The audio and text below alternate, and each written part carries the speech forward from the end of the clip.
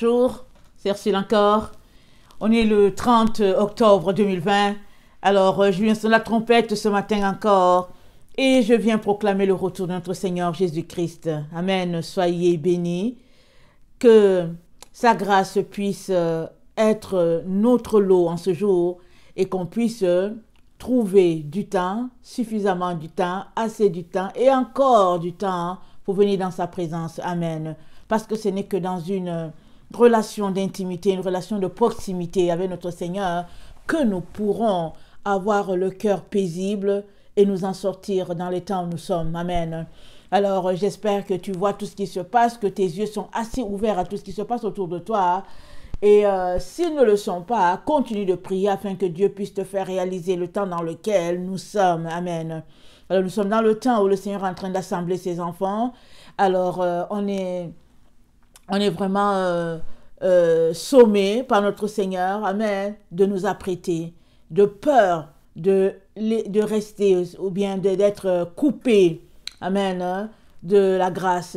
Et rappelons-nous, quand les anges de Dieu sont venus pour sauver Lot avec sa famille, à cause de la prière d'Abraham, amen, parce que Lot était dans Sodome et il ne savait pas que Dieu allait détruire.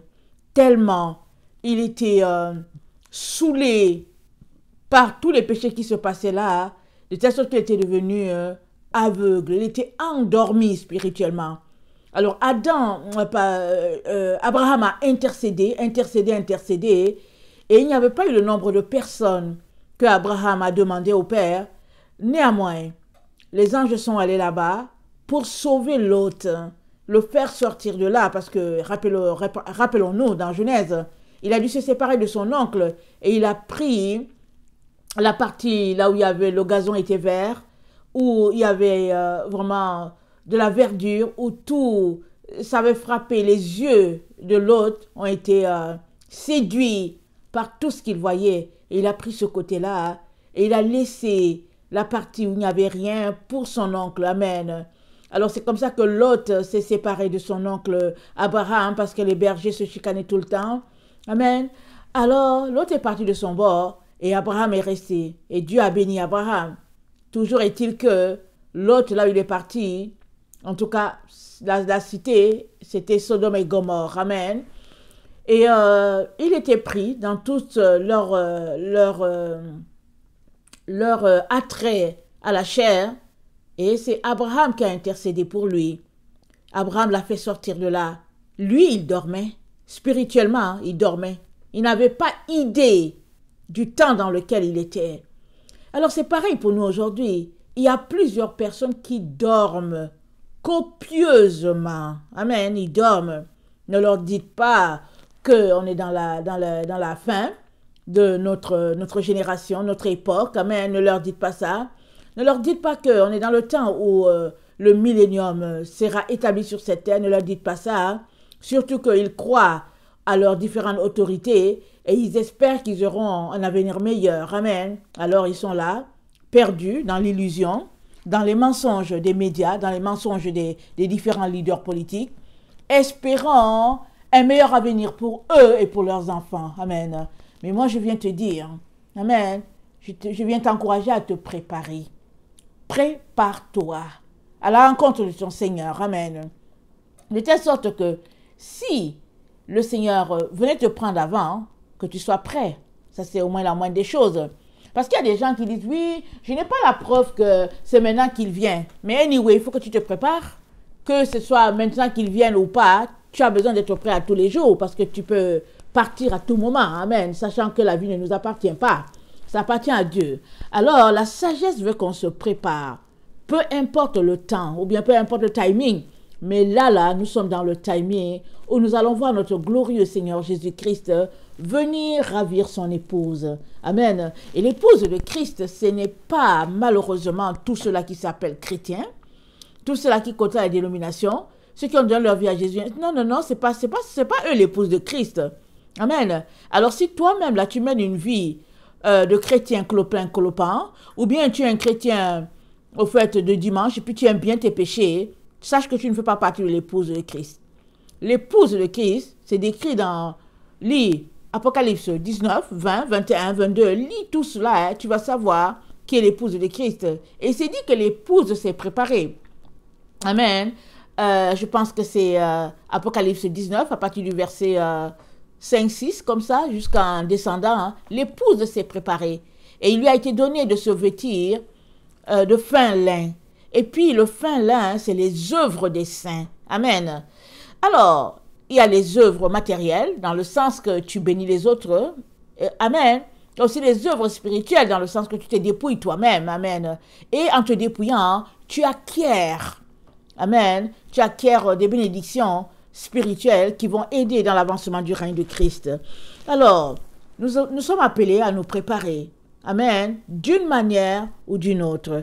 Alors, aujourd'hui, je viens donc nous encourager dans ce sens-là. Je viens parler de chercher le Seigneur pendant que vous pouvez le trouver.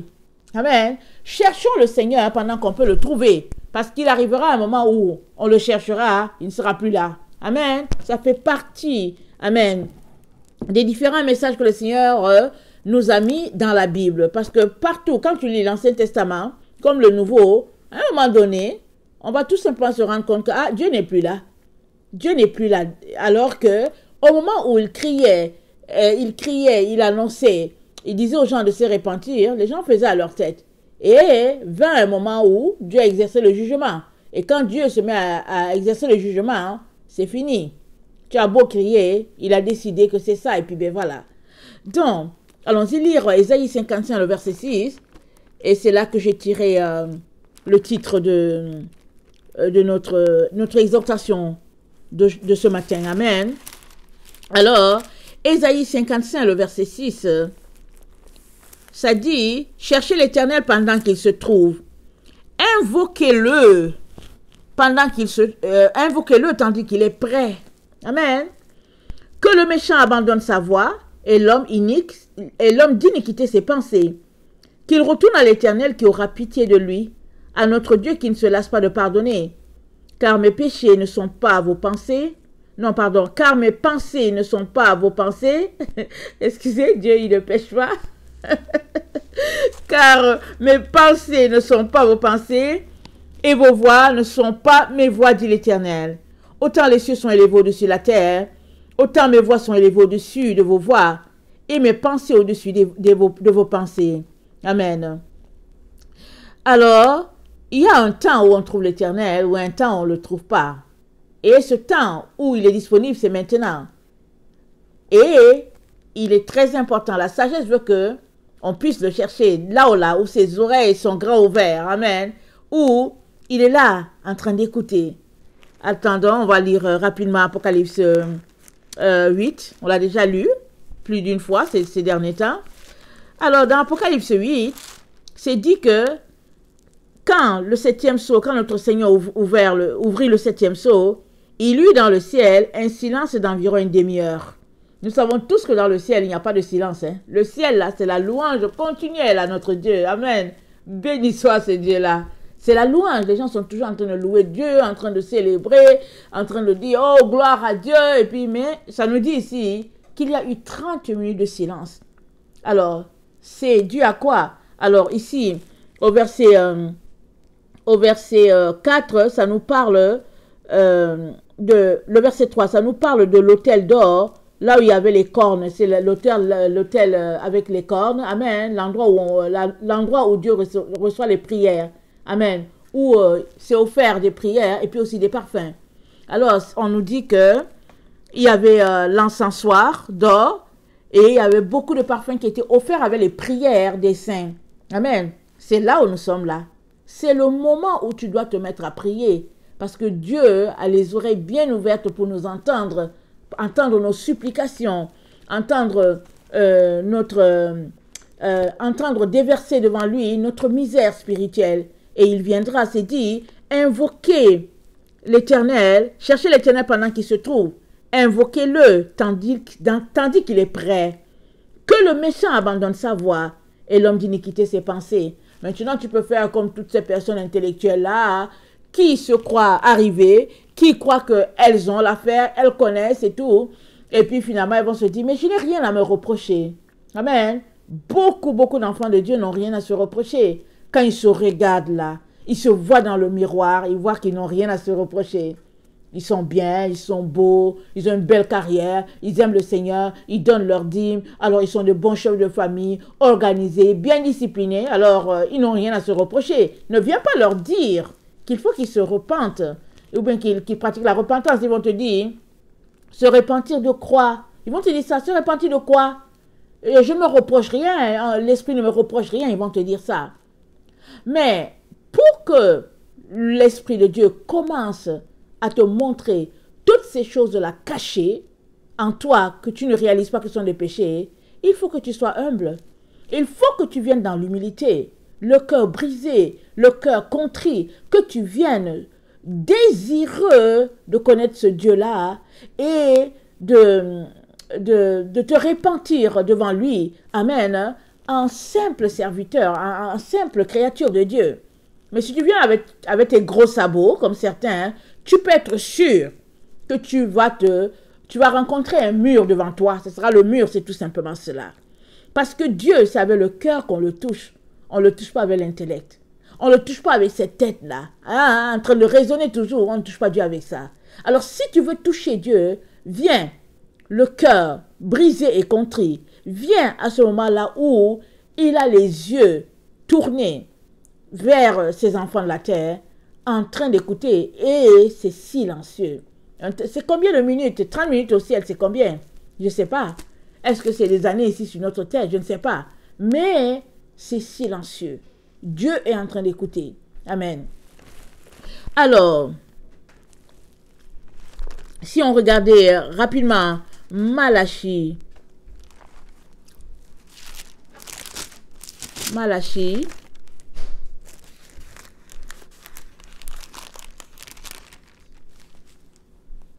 Si on regardait rapidement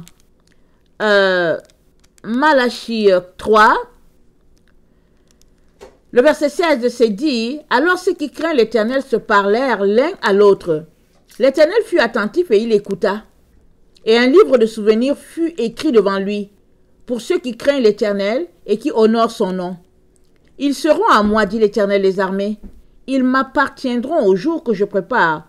J'aurai compassion d'eux, comme un homme a compassion de son fils qui le sert. Et vous verrez de nouveau la différence entre le juste et le méchant, entre celui qui sert Dieu et celui qui ne le sert pas. » Amen.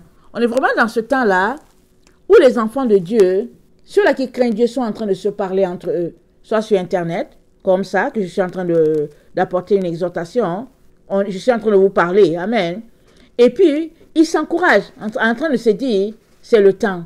Vraiment, sanctifions-nous. Vraiment, purifions-nous. Vraiment, laissons aller nos voies, nos mauvaises voies.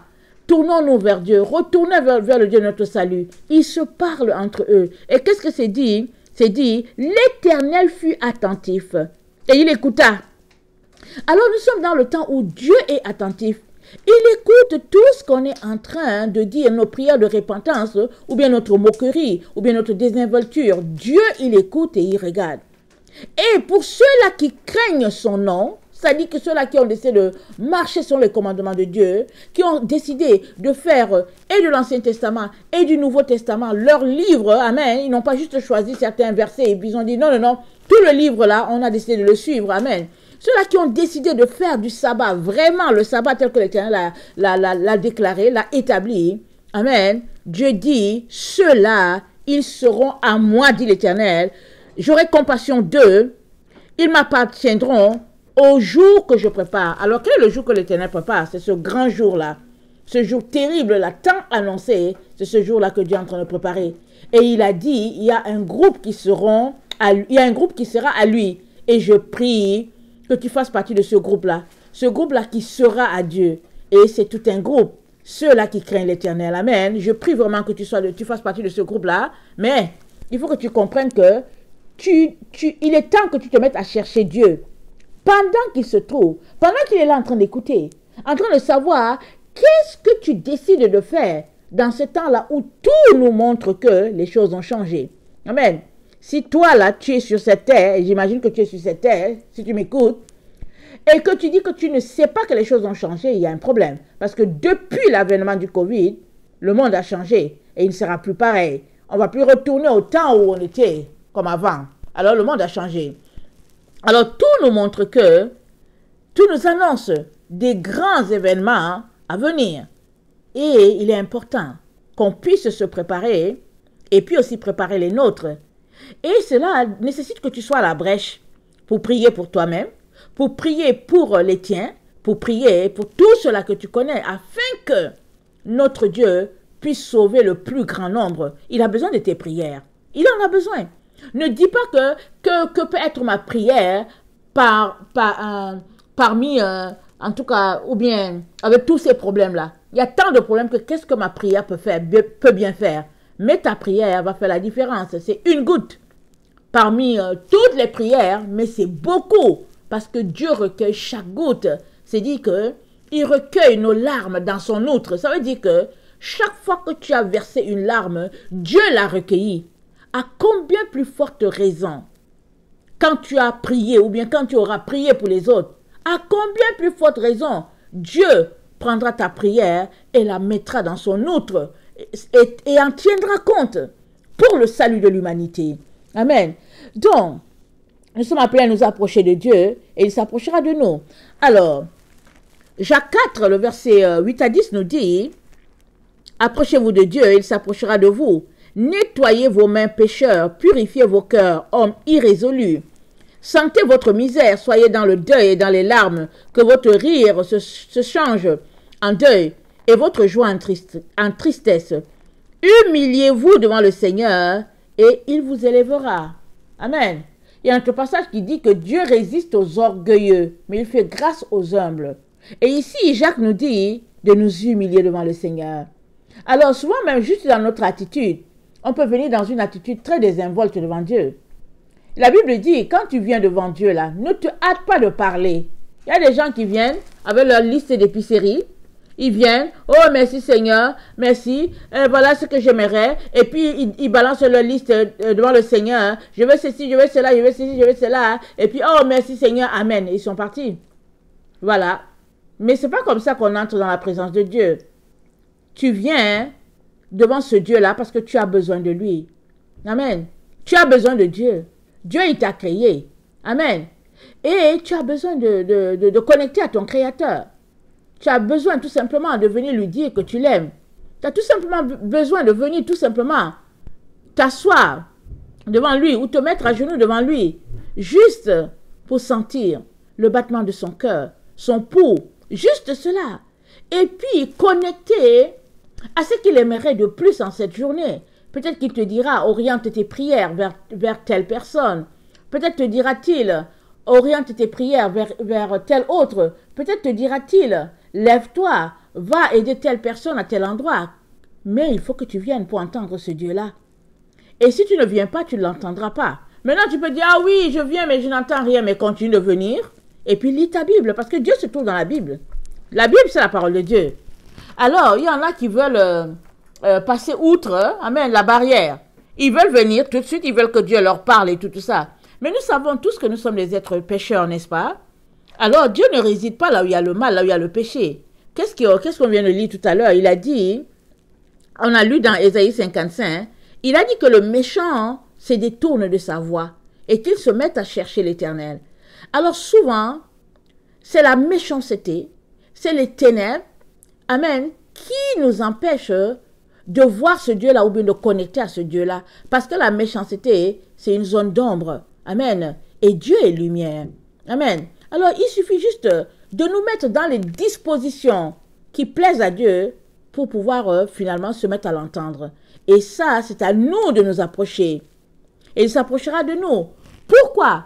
Parce que c'est lui qui s'est d'abord approché de toi pour te sauver. C'est lui qui s'est approché de toi pour te créer. C'est lui qui s'est approché de toi pour mettre ce désir-là dans ton cœur, de le chercher. C'est lui qui s'est approché de toi par sa mort sur le bois. Amen.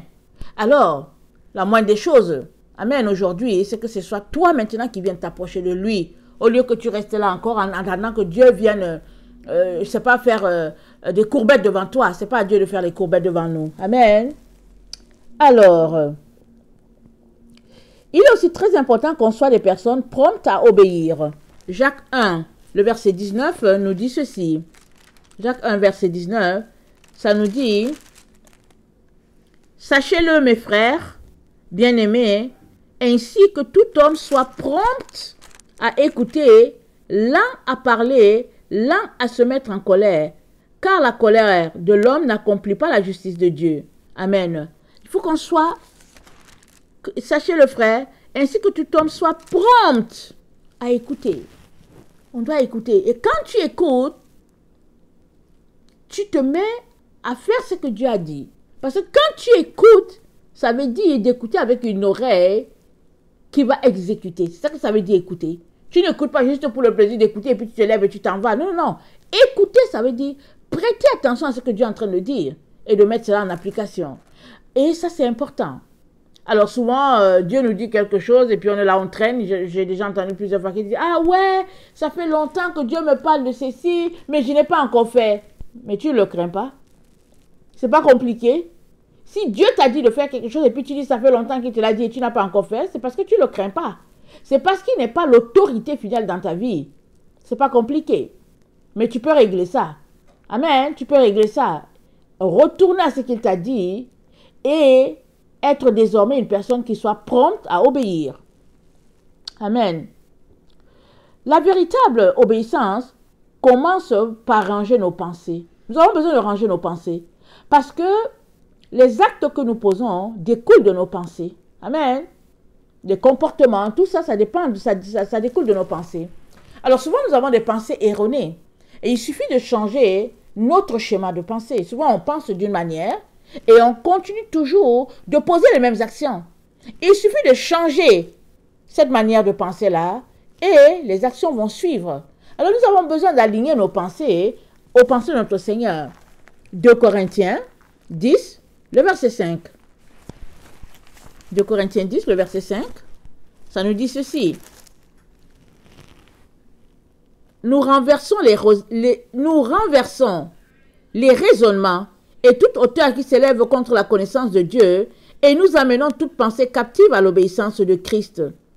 Nous sommes aussi prêts à punir toute désobéissance lorsque votre obéissance sera complète. Amen. C'est à nous d'amener nos pensées captives à l'obéissance de la croix. Et nous savons que la croix de Jésus, elle a toute une leçon en elle-même. Parce que pour amener tes pensées à l'obéissance de la croix, ça veut dire que tu dois donner ta vie à Jésus. Ça veut dire que tu dois renoncer à toi-même. Ça veut dire que tu dois porter ta propre croix. Ça veut dire que tu dois le suivre. Et le suivre, c'est quoi? C'est obéir à ses commandements, les mettre en pratique et vivre comme il t'a dit. Amen. Donc, amener tes pensées captives à l'obéissance de la croix, c'est tout faire pour que tes pensées soient les pensées de notre Seigneur, de notre Dieu. Parce que Dieu dit quoi? Il dit, mes voix ne sont pas les vôtres, mes pensées ne sont pas les vôtres. Amen. Dieu là, il ne pense pas comme nous. Nous, on pense comme des humains. Dieu ne pense pas comme nous. Alors, pour nous retrouver à poser des actions dans le sens de Dieu, on a besoin de penser aussi comme lui. Et ça, c'est à nous de venir au niveau de ses pensées.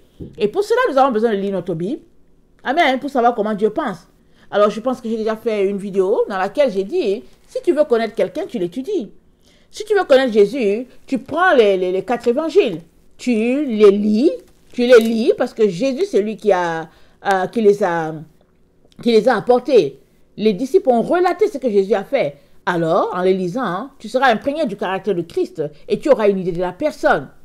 Et etc., etc. Et c'est comme ça que tu vas changer tes pensées. Parce que tu vas vouloir à tout prix ressembler à ton Seigneur.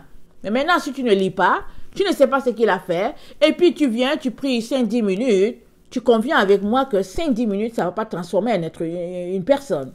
Tu le conviens avec moi. Pour un nouveau chrétien, on comprend que oui. Et le Seigneur sera heureux de savoir que voilà quelqu'un qui vient donner sa vie, et il est venu 10 minutes. Mais pour quelqu'un qui connaît le Seigneur depuis 10 ans, qui vient 10 minutes, tu n'as même pas encore le temps de te mettre à genoux en 10 minutes. Tu n'as pas eu le temps de mettre tes mains sur tes reins pour pouvoir te mettre à genoux et puis trouver ton tabouret pour t'adosser. Tu n'as pas encore eu le temps. Et c'est fini, les 10 minutes. Donc, tout cela pour dire que tu as besoin c'est à toi de venir devant Dieu. C'est à toi de faire le premier pas, parce que lui, il l'a déjà fait. Amen. Alors, Proverbe 4, le verset 23, Amen, nous parle de la pureté de notre cœur. Nous avons besoin aussi de laisser de côté les valeurs de ce monde. Tout ce que le monde valorise, nous avons besoin de laisser ça de côté. Parce que l'amour du monde, c'est inimitié contre Dieu. Le monde ne va pas dans le sens de Dieu. Le monde n'aime pas ce que Dieu aime. Alors, si tu es accroché au monde, ça veut dire que ton cœur est rempli d'impureté.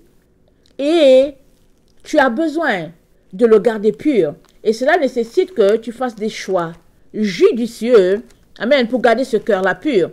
Alors, Proverbe 4, le verset 23, garde ton cœur plus que toute autre chose, car de lui viennent les sources de la vie. Écarte ta bouche la fausseté, et loin de tes lèvres les détours, que tes yeux regardent en face, et que tes paupières se dirigent devant toi. Considère le chemin par où tu passes, et que toutes tes voies soient bien réglées. N'incline ni à droite ni à gauche, et détourne ton pied du mal. Détourne ton pied du mal. C'est à toi de détourner ton pied du mal. C'est à toi de laisser aller le monde et ses valeurs. C'est à toi de laisser aller toutes ces publicités-là, toutes ces choses-là que notre société élève, qui en fait ne sont qu'abominations. C'est à toi de laisser ça, parce que ça ne cadre pas avec les valeurs de notre Père Céleste. Amen. Pour cela, si tu t'en débarrassais, ton cœur deviendrait pur. Tu t'en débarrasses et tu prends la Bible et tu la lis afin d'asseoir en toi les caractères de Dieu. Tu fais des récitations, tu répètes les psaumes, tu répètes les proverbes, tu confesses, amen, de manière à les garder en toi, de telle sorte que le jour où tu seras mal pris et que ta Bible n'est pas à côté, au moins ces versets-là vont venir à ton esprit. Le jour où tu seras dans une situation critique et que tu ne peux rien, au moins tu auras mis les versets-là en toi et ces versets-là viendront et puis ils te fortifieront. Amen. Voilà pourquoi Dieu a dit à Israël d'écrire les paroles sur leur cœur, de les graver sur leur cœur, de les graver sur leurs frontaux. Question de dire que tout doit être là en nous. Amen. Amen. Parce que c'est à ça que Dieu s'attend. Amen. Et ce n'est que comme ça que nous pourrons trouver Dieu. Amen. Alors tu peux te dire que oui, je suis trop occupé, vraiment je n'ai pas le temps. Mais il y a quelqu'un qui était vraiment occupé, Daniel. Daniel était au service du roi. Je t'intéresse à lire Daniel 6. Amen. Alors Daniel était au service du roi. Et les gens, quand ils ont vu tout ce que Daniel, sa relation avec son Dieu, ils étaient jaloux. Ils ont décidé de monter un plan contre Daniel. Et ils ont dit au roi, fais ceci, fais cela, parce qu'ils se disaient que Daniel serait obligé d'adorer le roi Darius. Alors, Daniel, la Bible nous dit, Daniel a continué de prier Dieu comme il faisait avant. On va lire Daniel 6. Amen. Daniel 6, ça c'est une leçon très importante pour nous. Nous qui, dès qu'il y a un gouvernement qui a dit de porter les masques, voilà, ils ont porté les masques, les enfants de Dieu. Non seulement ont-ils porté le masque, mais ils sont assis avec les masques dans l'église. Dans l'église, ils sont assis avec les masques. Voilà, ils disent qu'il faut obéir au gouvernement. Alors, qu'est-ce que Daniel te dira? Je suis sûr que Daniel, qui a été glorifié depuis plus de 2000 ans, peut-être 2500 ans, je ne sais pas, il doit vraiment pleurer pour nous. Il doit pleurer parce que la Bible dit, nous sommes environnés d'une nuée de témoins, et puis ce sont ces cinq-là qui nous ont précédés. Daniel doit pleurer. Shadrach, Meshach, Abednego, ils doivent pleurer. Notre père Abraham, il doit pleurer quand il nous regarde. C'est vraiment, ça n'a aucun sens. Amen, ça n'a aucun sens. On lit la Bible, mais on dirait qu'on la lit pour les autres. Mais la Bible, elle ne se contredit pas. Ce qu'ils ont vécu, nous aussi, nous le vivons. Amen. Et ceux qui marchent selon le Seigneur, ils sont toujours persécutés sur cette terre-là, parce que cette terre-là appartient à l'ennemi. Il a fait son siège, il a fait de cette terre-là son siège. C'est pour cela que, dans le temps où nous nous trouvons, les vrais enfants de Dieu se lèveront et puis délogeront Satan, parce que la nouvelle Jérusalem, elle sera établie sur la terre pendant 1000 ans. Pendant 1000 ans. Et le millénium arrive. Et Satan ne peut pas vivre là où il y a les enfants de Dieu. Et puis c'est dit qu'il sera lié pendant 1000 ans. Ce sera un temps de paix sur la terre. Amen. Alors nous ne pouvons pas continuer de marcher dans les valeurs de ce monde, soi-disant qu'il faut être obéissant. On a l'impression que les enfants de Dieu sont un peu perdus. Ils vivent une certaine aliénation. On dirait qu'ils ne reconnaissent pas qui ils sont. Amen. Alors lisons Daniel 6, le verset 10 à 13.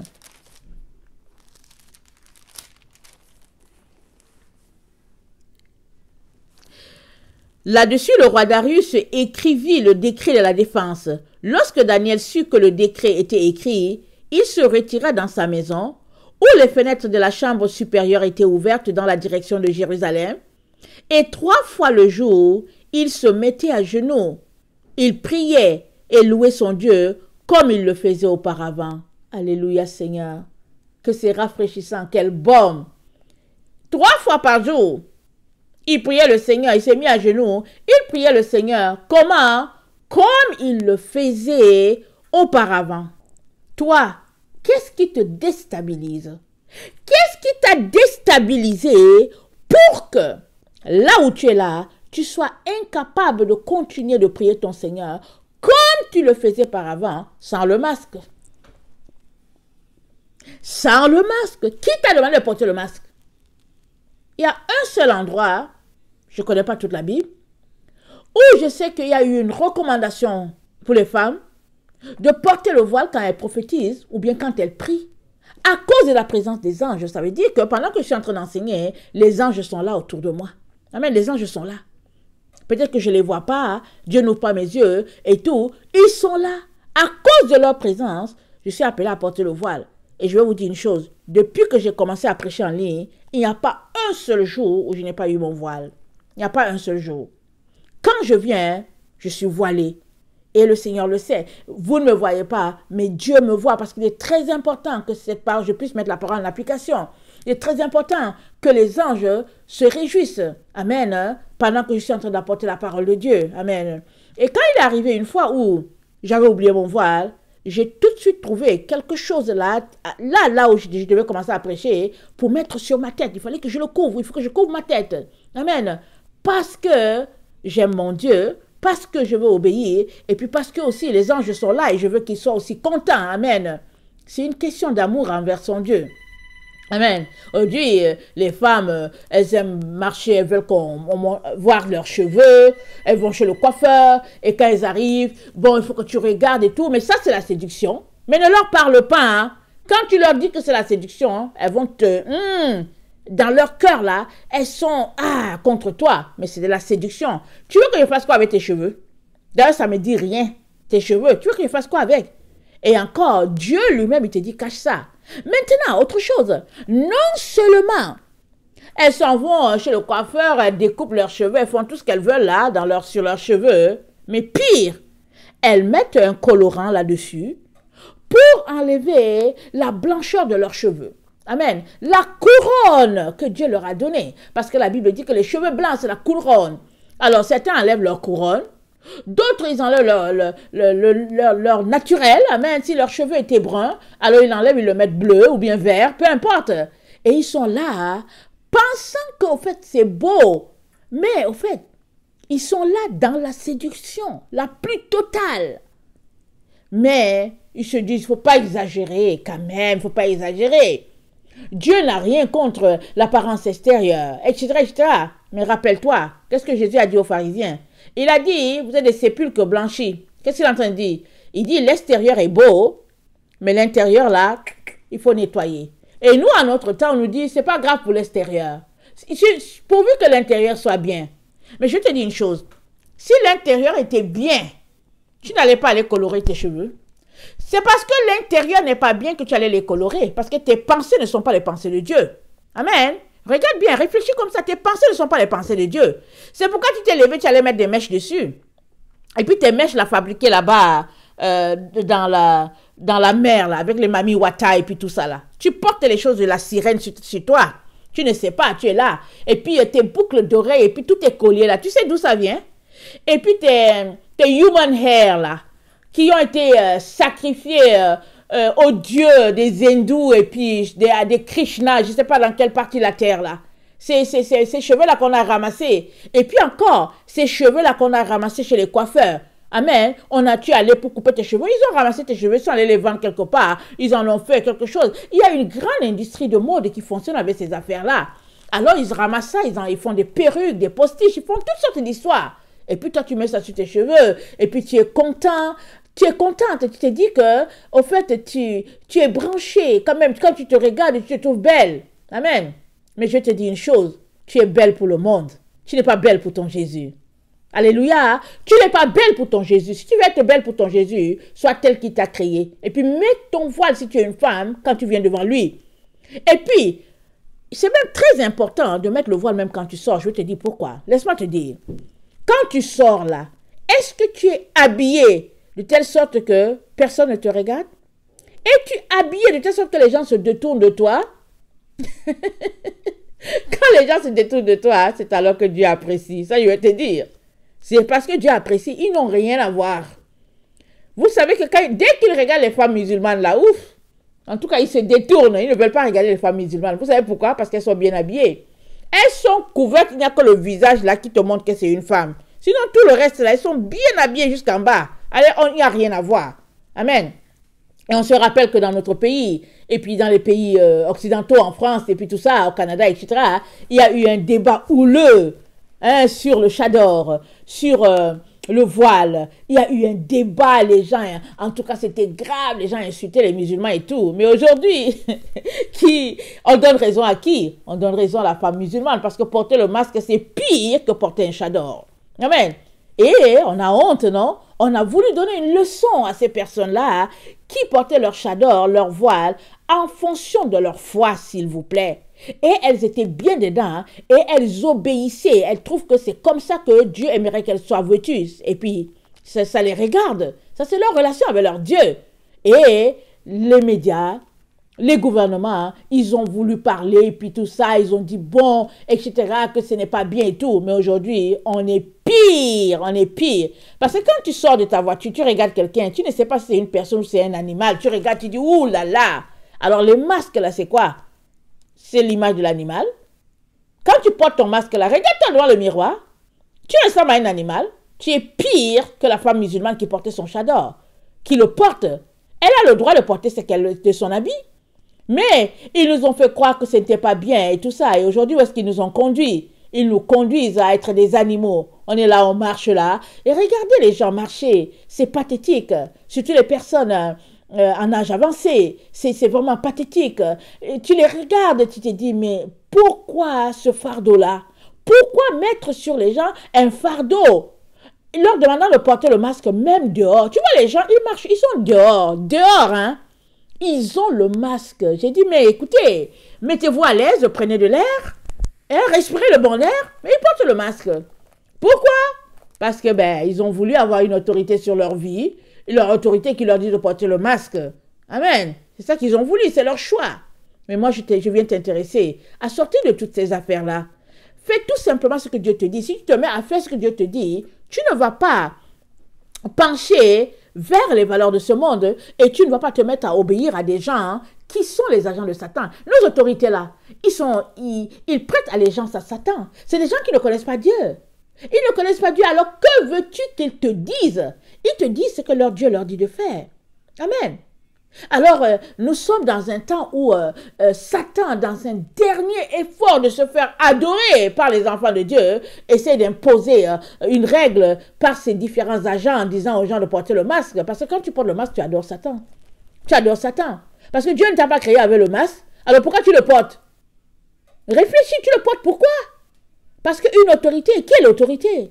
Alors, si tu ne connais pas l'autorité dans ta vie, je comprends que voilà, tu portes un masque parce que tu ne sais pas qui est ton autorité.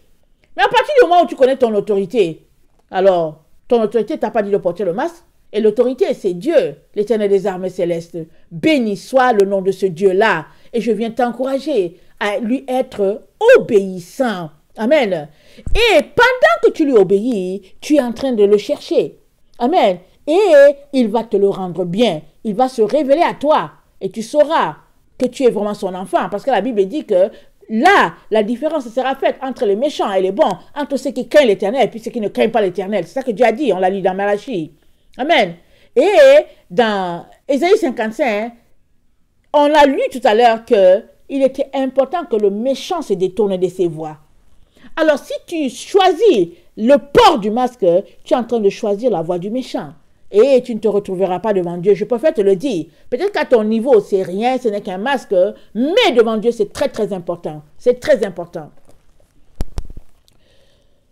Alors, Daniel, donc, nous dit, on lisait Daniel 6, et puis le verset 10, c'est dit, Daniel est rentré. Quand le décret est sorti, Daniel est rentré dans sa maison et il a continué de faire, il s'est mis à genoux et 3 fois par jour, il se mettait à genoux et il priait et louait son Dieu comme il le faisait auparavant. Comme il le faisait auparavant. Et verset 11, les gens sont entrés faisant du bruit, c'est ça qu'on voit. Là où il y a les démons, il y a les bruits, c'est toujours comme ça. Ils vont dire, ouais, il ne fait pas ceci, il ne fait pas cela,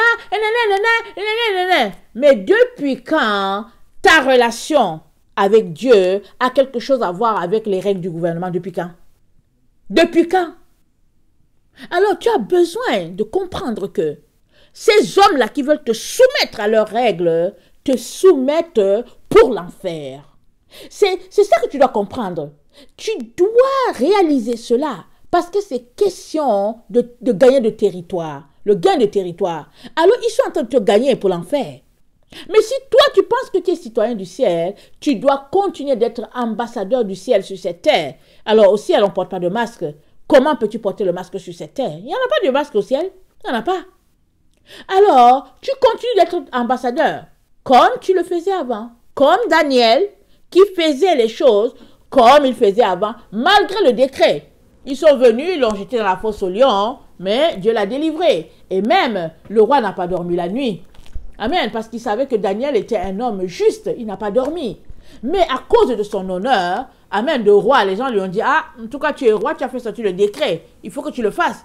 Alors à cause de son honneur, il a laissé Daniel aller dans la fosse au lion. Dieu merci pour le roi que ça s'est bien tourné, ça s'est bien terminé. Mais supposons que ça ne se terminait pas bien. Supposons que Dieu avait décidé que bon, en tout cas, ce serait que les lions allaient le manger parce que les lions ont mangé plein de chrétiens du temps de Néron.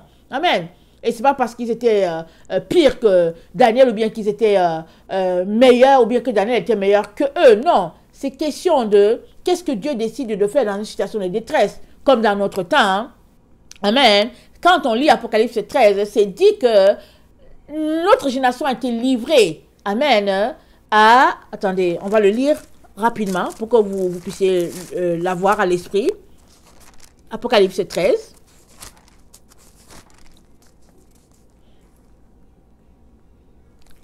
Attendez, il faut que je lise. Apocalypse 13, le verset 7. Il lui fut donné de faire la guerre aux saints et de les vaincre. Et il lui fut donné autorité sur toute tribu, tout peuple, toute langue et toute nation. Et tous les habitants de la terre l'adoreront, ceux dont le nom n'a pas été écrit dès la fondation du monde dans le livre de vie de l'agneau qui a été immolé. Tous l'adoreront. Amen. Et notre génération a été livrée entre les mains. Il lui a été donné de faire la guerre aux saints. Il va faire la guerre aux saints et de les vaincre. Amen. Mais du temps de Daniel, Dieu n'avait pas prévu ça pour Daniel. Alors Daniel est sorti victorieux de la fosse de lion. Le roi était content. Mais imaginez si ce n'était pas ça dans le plan de Dieu. Amen. Comment serait le roi? Amen. Il aurait porté sur sa conscience la mort de quelqu'un. Amen. Alors il est donc important que tu saches que tu es appelé à marcher de manière droite. Ce que les autres vont faire, ça c'est leur problème. Toi là, tu dois rester droit devant ton Dieu, fidèle. Parce que la vie là, ce n'est pas notre vie sur cette terre. La vie, c'est la vie éternelle. C'est la vie à l'infini dans la présence de Dieu. Et cette vie-là, c'est pour tous ceux-là qui auront été vainqueurs de cette terre-là. C'est pour eux. Alors, Jésus a dit quoi? Il dit, celui qui vaincra jusqu'à la fin. Il dit, celui qui sera victorieux jusqu'à la fin. C'est ça qu'il a dit.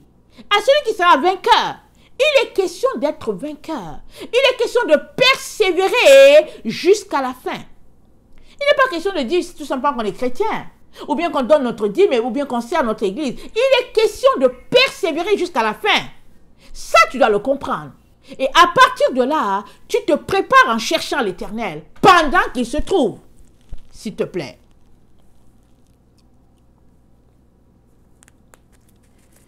Excusez. Il y a un temps pour tout sur la terre.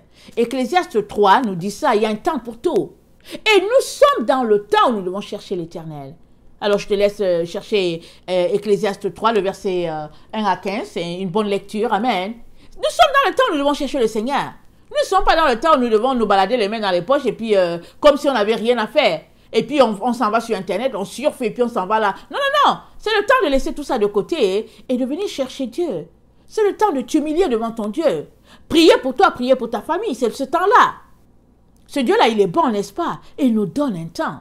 La grande tribulation, elle sera annoncée officiellement, bientôt. Mais pendant qu'on est dans cette planche-là en 2020, prenons le temps pour prier, pour le chercher et puis pour arrondir les coins. Amen. Ça, c'est très important.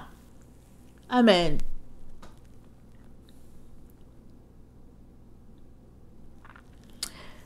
Hébreux 3, le verset 12 à 13, je finis avec ça.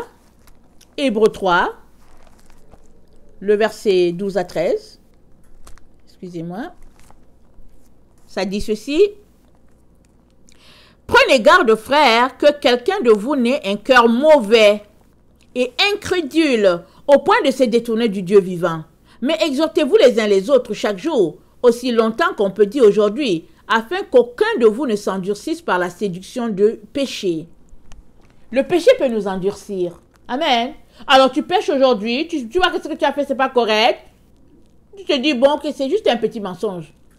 Demain, tu pêches, tu fais 2 mensonges. Tu dis, bon, ok, bon, en tout cas, c'est ça.